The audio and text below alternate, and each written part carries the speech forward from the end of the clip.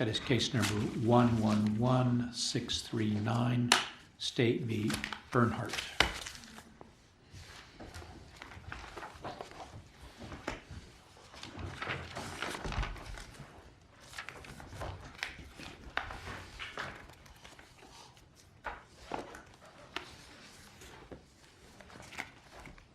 May it please the court, Mr. Bernhardt appears through counsel Michelle Davis. And may I please reserve 3 minutes for rebuttal? 3 minutes is granted. Thank you. In this case, we raised several trial issues. At trial, Mr. Bernhardt objected to the district court's instruction on premeditation. Mr. Bernhardt objected to the district court's instruction on second-degree murder, which split and reordered intentional and reckless second degree. And then Mr. Bernhardt had requested voluntary manslaughter, heat of passion, which the district court denied. And then in addition, we raised a sentence issue because after the trial and prior to sentencing, the legislature enacted a new hard 50 sentencing law. And Mr. Bernhardt objected to application of that law to him. So those are the issues that are before us. I will go ahead and start with the first issue, which is the district court's instruction on premeditation. The standard instruction thought over beforehand formed the design or intent to kill before the act. The prosecutor wasn't happy with that definition because the prosecutor wanted to argue that premeditation can occur during the act. And the district court looked at mostly cases that involve claims of prosecutorial misconduct, and the district court was concerned that the standard instruction did not adequately convey to the jury when premeditation can occur and how to apply premeditation to the evidence. So the district court added on several paragraphs.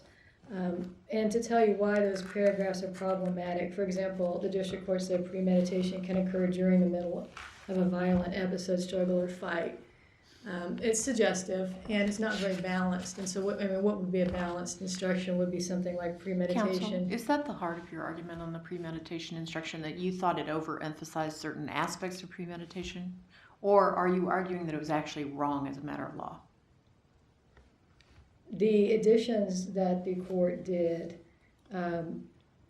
we're saying it's error, legal error, because it involved the court inappropriately in the evaluation of evidence. In other words, it's not balanced, that it somehow overemphasizes certain evidence, or that you're not saying there are incorrect statements of the law. You're saying that it threw a balance out of whack. Right, and it directed the jury on how to apply the evidence inappropriately.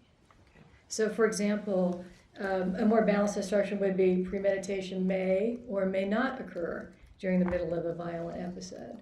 And then in addition, the district court told the jury premeditation can be inferred from other circumstances, including, number 5 was the dealing of lethal blows after the deceased was felled and rendered helpless. Well, you had that in this case. You had the dealing of lethal blows after the deceased was felled and rendered helpless. So what's the problem with the district court telling the jury that? Because the jury's supposed to sit there and decide, is there premeditation or not? So all they have to do is say, well, the judge told us premeditation can be inferred from the dealing of lethal blows after they're helpless. Well, in this case, we have the dealing of lethal blows after they're helpless. So all the jury really has to do is just match. All they have to do is match the court's instruction telling them premeditation.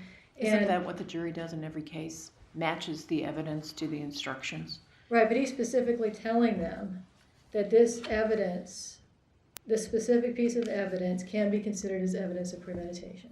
No, that's not what it says. It says that evidence of this type may be considered evidence of premeditation. He's not saying the fact that he beat her and then threw her in the car and then drove her around and then dumped her.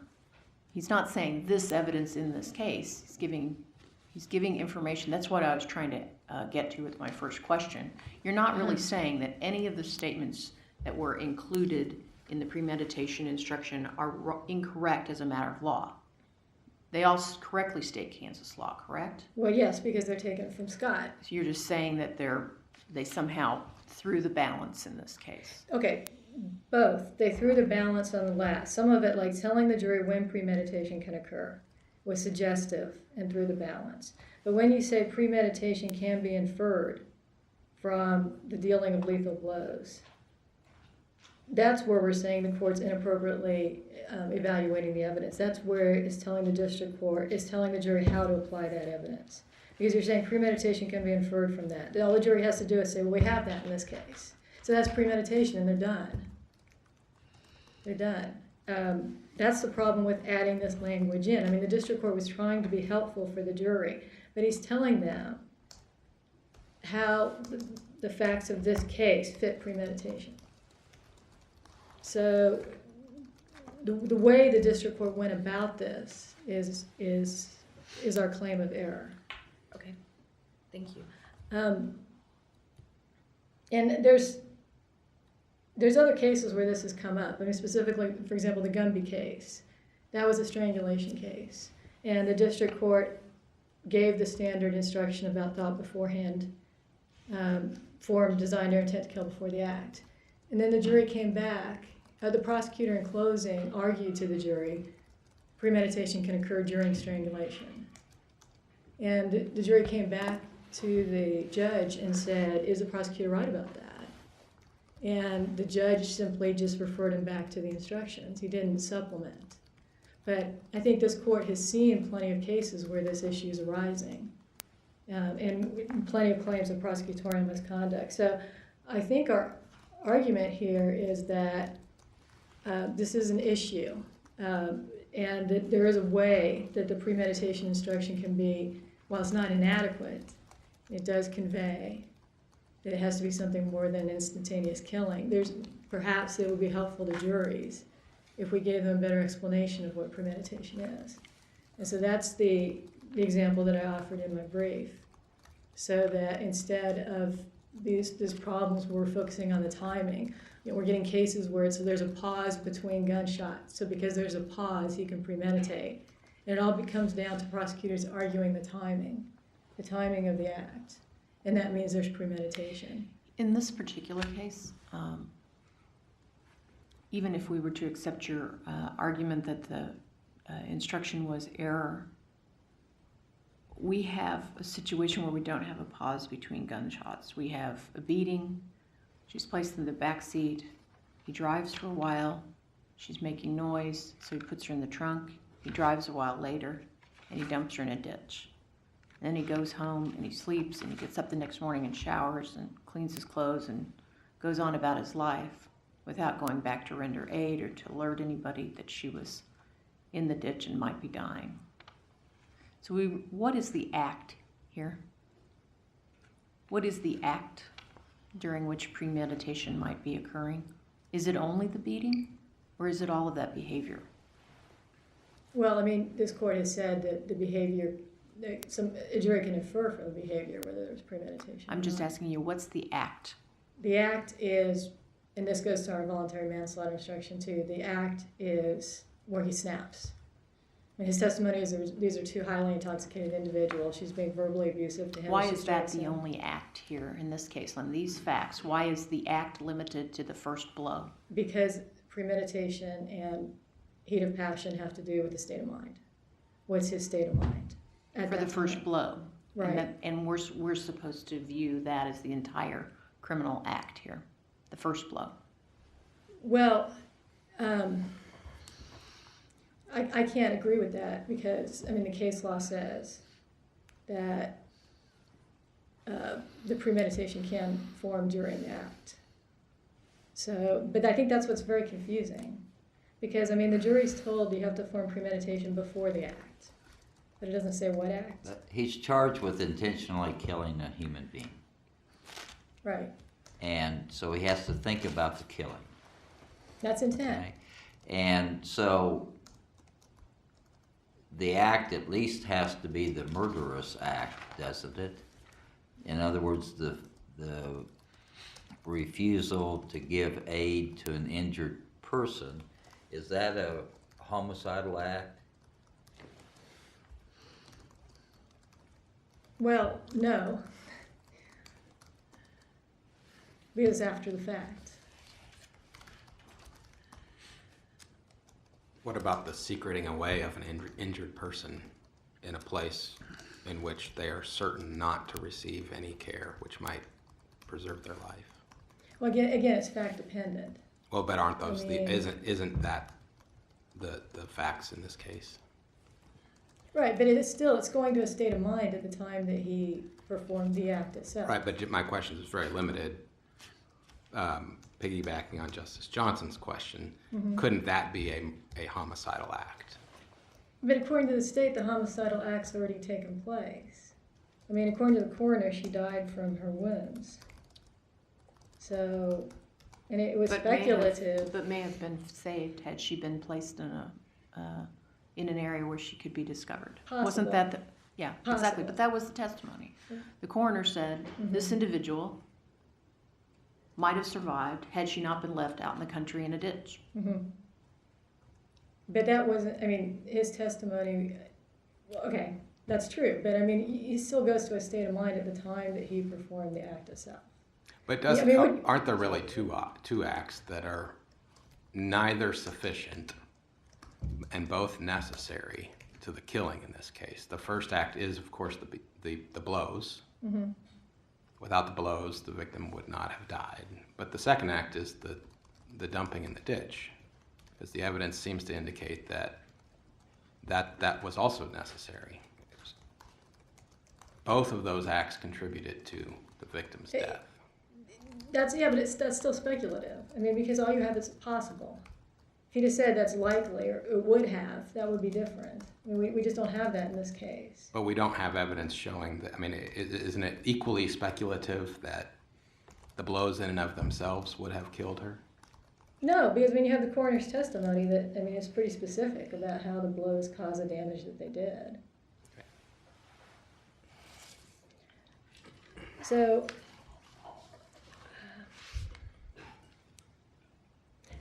I think I've said what I need to say about this. I don't think that the court's remedy in this case is the solution. But I think I've covered what I need to say. I think I'll move on to the other issues unless there are questions.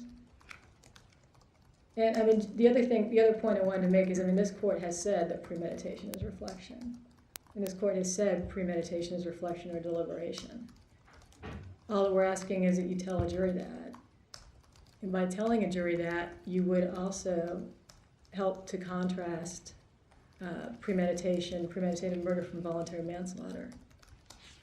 Because, I mean, if he'd have passion is acting on impulse without reflection, telling a jury that premeditation requires reflection would provide that contrast and imperfect self-defense. The second is the splitting and the reordering of second-degree murder. It looks like I'm out of time. Justice Nuss, could I maybe have a minute or two back of my time so I can just cover that issue from rebuttal? It looks like I'm out of time.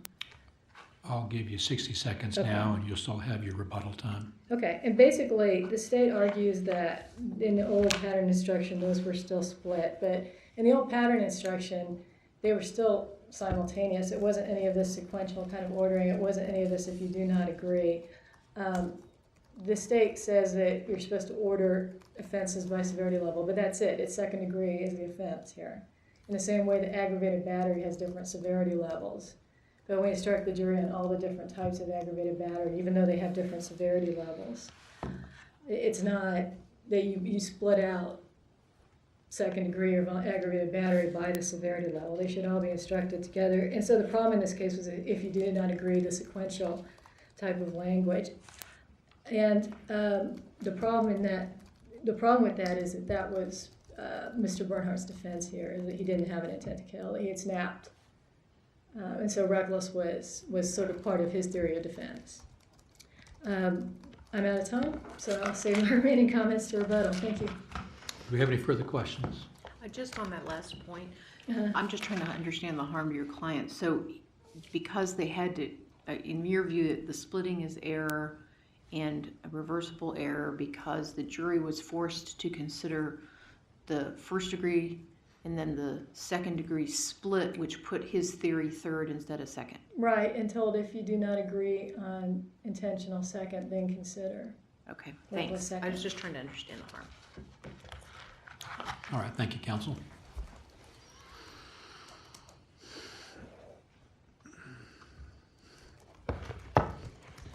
May it please the court, Assistant District Attorney Leslie Isherwood, appearing on behalf of the state. We will be confining our arguments primarily to the first issue regarding the premeditation instruction, unless there are questions from the court with respect to the other issues. The first issue challenges the instruction issued regarding premeditation, specifically the inclusion of the clarifying language regarding the concept of premeditation. So this court conducts a four-part inquiry: the reviewability, whether it's legally appropriate, whether it's factually appropriate, and in the event an error is identified, whether there is harmlessness or whether reversal is required as a result of that error. The purpose of jury instructions is to ensure that the jury understands the law surrounding the facts of the case that have been presented to them. So the question here becomes, can the jury fully analyze the case that's been presented to them without a full understanding of the scope of the concept of premeditation? The precedent on that issue in Kansas indicates that premeditation is not a one-size-fits-all concept. And driven by that, the district court here utilized language previously determined by this court to be accurate statements of the law regarding premeditation to offset what he believed, based on the review of the facts, was more than a slight possibility of jury confusion if that clarifying language was not provided. While that language was added because of the facts of the case, the language was not specifically tailored to the facts of the case. It did not direct the jury to reach a specific result, and it did not contain any language specifically indicating that a prolonged beating followed by the failure to render aid necessarily constituted premeditation. Now, while it did indicate a list of premeditation can be inferred from other circumstances, including, it included all of those, 1 through 5. This was not a situation where it was ellipses, dealing of lethal blows, which would direct it more to this case. It included the full body of what this court has determined are accurate statements of the law regarding premeditation. Ms. Isherwood, may I ask Yes. a question? Would it I think what your counsel has, your opposing counsel has suggested, is that somewhere, somehow, really in all premeditation cases, the jury should be told that premeditation requires reflection or deliberation. Do you have any objection to including those terms in a premeditation instruction? Do you agree those are also a correct statement of Kansas law? I would agree. Okay, thank you. The next step in the inquiry is, was the court's instruction appropriate from a factual perspective? And here, it's a situation where the beating was prolonged and incredibly violent, and the defendant drove Amber, then still alive, to a remote location and left her to die, where the facts indicated that the defendant had the time to pause and reflect and think about his conduct during the course of the beating, and again had the opportunity to pause and reflect during the 8 to 9 mile drive to her ultimate resting place while he knows that she is still struggling to breathe, and has the time to pause and reflect back on his way home and actually contemplates calling an ambulance or going back to render aid. He opted not to do so. Did the state's complaint or charging document and the state's theory of prosecution include an allegation that the homicidal act was placing the victim in a ditch where she would not be able to receive medical care?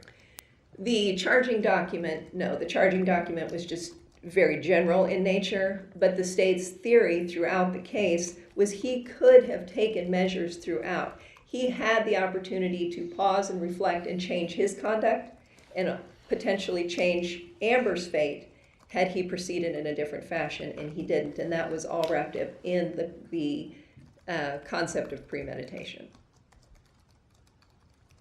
But I'm talking about the homicidal act. Don't you have to allege that there was an act or acts that constituted the killing of a human being?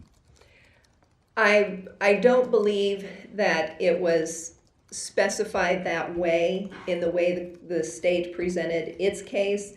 It presented a theory of the case that it's premeditated based on, you can establish premeditation based on each of these factors, starting with the beating, you know, that his. Well, I know the infer premeditation, but I'm talking about the homicidal act, whether,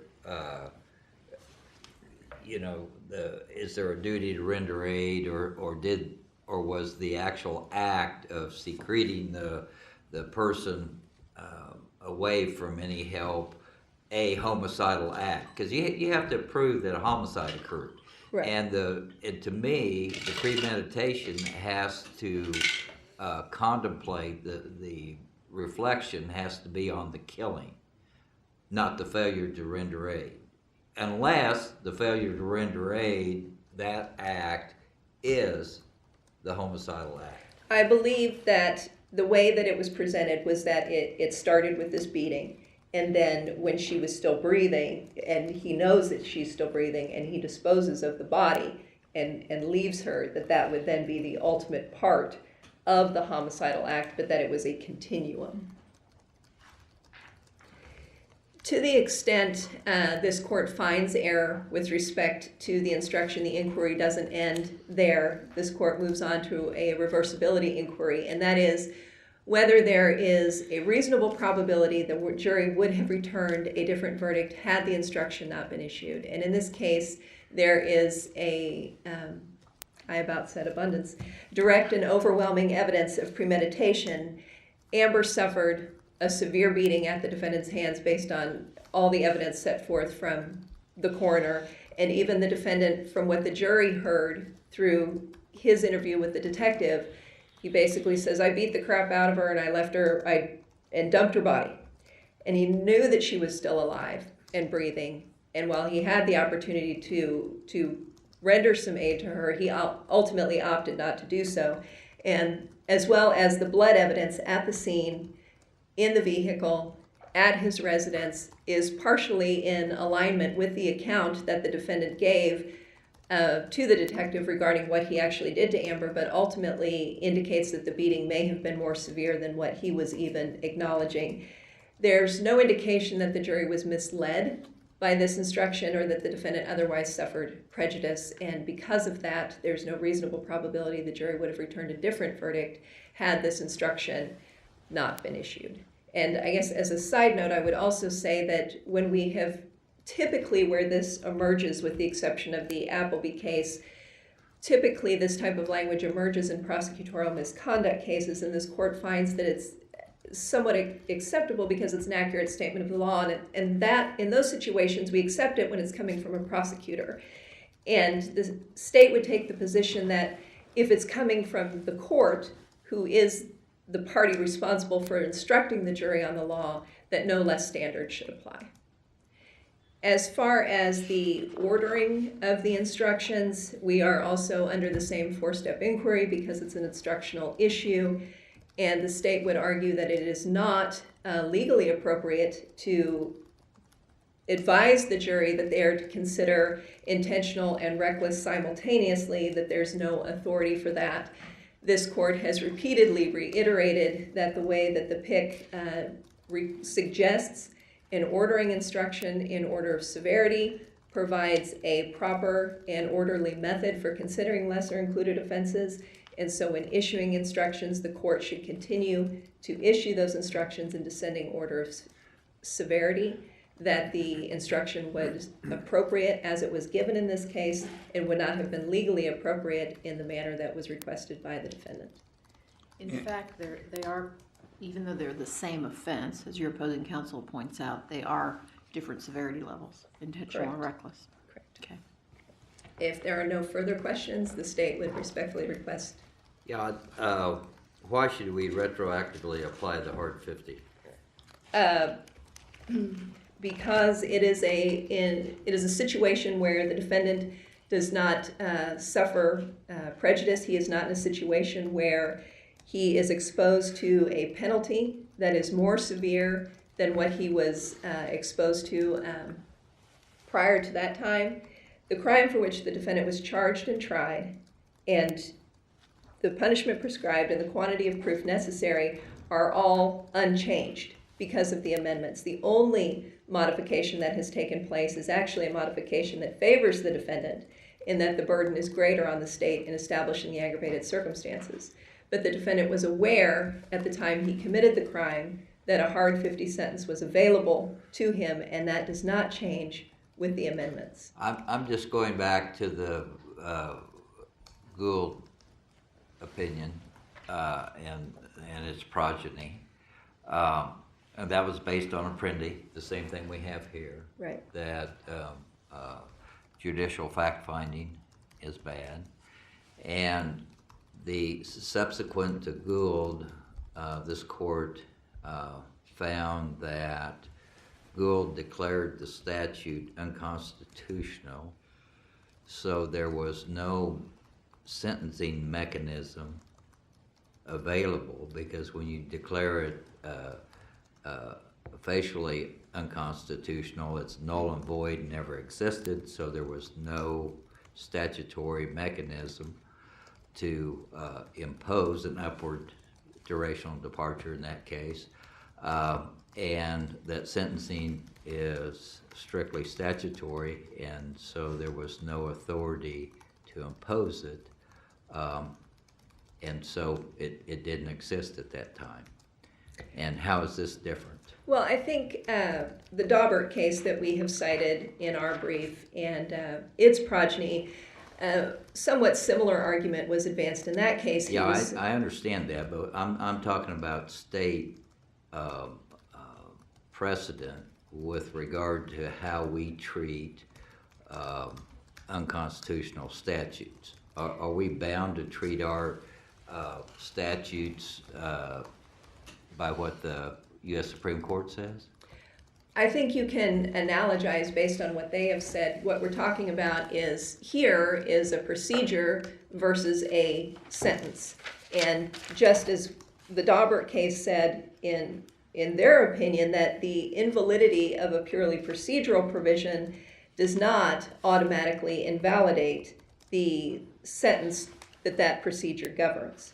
So the whole point of an ex post facto issue is fairness and fair warning and notice. And at the time the defendant committed his crime, he was aware that the hard 50 was a potential sentence. That doesn't change with the fact that the procedure has been nullified.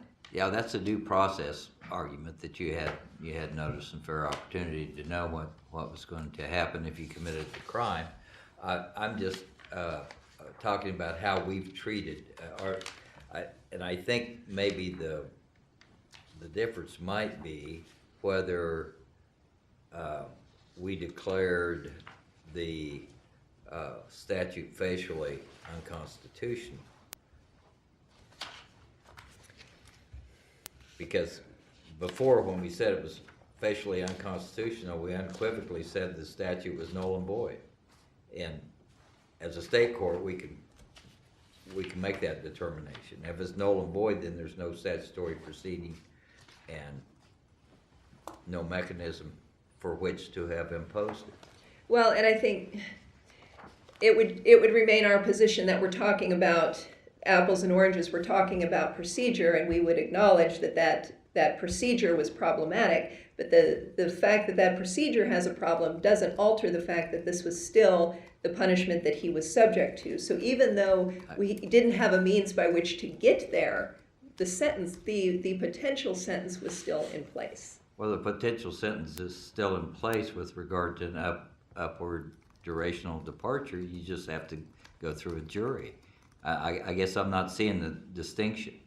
After Gould and after the legislature revised the sentencing statute, then you could still have the same sentence you could before.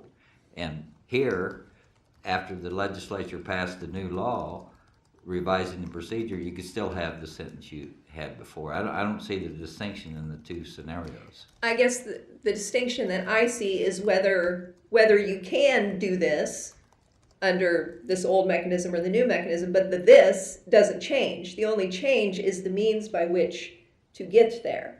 And he is we're not attempting to apply the old procedure to him, but the hard 50 sentence as a punishment still exists. And That hasn't changed. Upward durational departures still exist, don't they? Yes. So, I mean, I don't understand what you're saying. Both sentences that were there before, that were procedurally infirm, are now in place, but with a different procedure.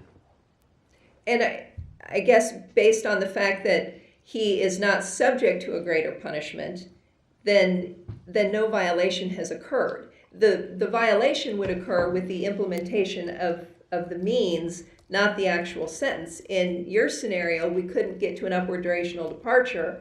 We would acknowledge that it still exists, but we couldn't use the old means with which to get there, but that sentence hasn't changed. We just can't employ the means that have been nullified in order to get to that sentence. Are you suggesting that under the old statute, a judge could have sort of looked into the future and seen what was going to happen and just devised his own procedure and said, hey, I'm going to give this to the jury because this sentence still exists and I think this procedure is infirm? Could that have happened? I mean, that sounds to me like what you're suggesting. I suppose it could have happened if he wanted to provide an ultimate protection to the This court defendant. said it could not happen. After Gould, there was a judge that says, okay, I'm going to devise my own jury procedure and resolve that problem. I can't remember the name of the case, and we said no, that the district court couldn't devise its own sentencing system because of what I said before. Sentencing is strictly statutory.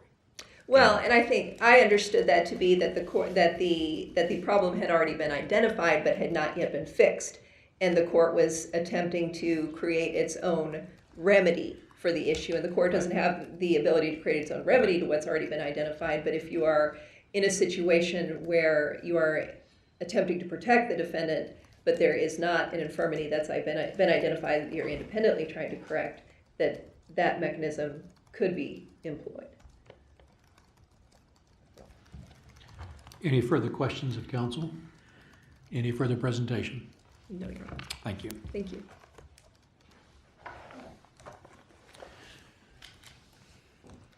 You reserve 3 minutes for rebuttal. This is my only other comment on the Homicidal Act questions, was that this is not a multiple act case. I mean, the judge did not give a multiple acts instruction. What the prosecutor... There's only one death.